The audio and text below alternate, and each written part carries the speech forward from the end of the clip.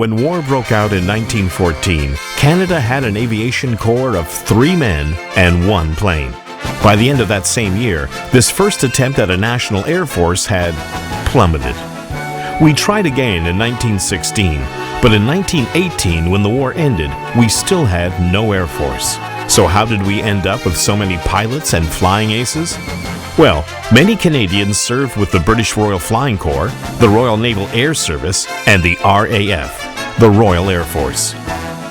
But in the beginning, they only recruited men with a valid pilot's license, and aviators had to pay for their own training. That didn't fly long. Soon, more pilots were needed than British and Canadian civilian training schools could supply. So in 1917, the Royal Flying Corps opened 3 training stations in Canada: Borden, Deseronto, and North Toronto. In no time at all, Canada became one of the world's leading training facilities for pilots.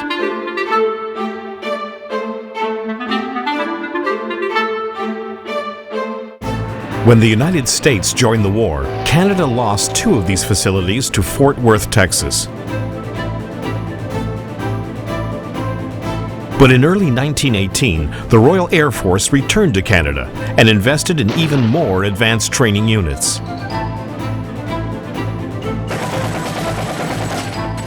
At the end of the war, after only 21 months in Canada, the RAF had recruited over 16,000 personnel and trained more than 3,000 pilots.